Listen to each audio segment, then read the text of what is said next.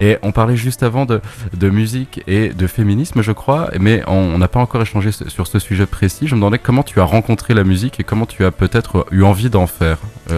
Alors, j'ai rencontré la musique très jeune, un petit peu par hasard. En fait, j'ai pas du tout une famille de musiciens, donc ça s'est fait voilà, à la radio, à la télé, comme pour beaucoup.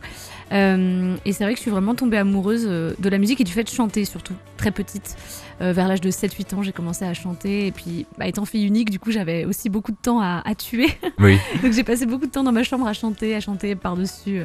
Voilà, plein d'artistes assez pop à la base. Ouais. Et puis après, c'est vrai que j'ai fait la rencontre du métal, du néo-métal, du rock quand j'avais 12-13 ans. 12-13 Et là, ans. c'est vrai que ça a été un peu un choc, une révélation pour moi. Et puis je pense que voilà, ces deux univers-là, le côté assez efficace de la pop et puis le côté plus sombre aussi du rock, du métal, tout ça, c'est des influences qui ont nourri ce projet. Des influences comme alors, j'en cite et puis tu les valides si j'ai bon. Vas-y. Alors la première, c'est un peu de la triche parce que tu me l'as dit tout à l'heure. Alors il y aurait Marilyn Manson. Oui, alors c'est peut-être pas le premier ou le principal, mais oui, dans les artistes. Alors il y a Muse qui m'a beaucoup influencé. Évidemment. Il y a Evanescence qui m'a beaucoup influencé. Ah, Evanescence, bien évidemment. Néo-metal. Voilà, Linkin Park. Deftones Korn. peut-être.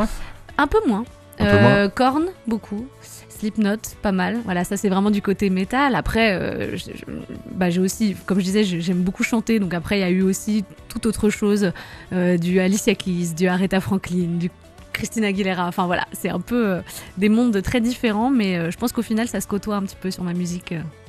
Je pense que ça se rencontre effectivement. Surtout sur le titre précédent, j'avais un petit rappel du titre Toxic de Britney Spears. Je sais pas si tu vois ce moment où vers la fin elle part aussi dans des arabesques un petit peu intéressantes. Oui, puis un petit côté un peu orientalisant. C'est ça. Oui, mais je vois. Ah, la gamme mineure harmonique, c'est toujours passionnant. On l'adore.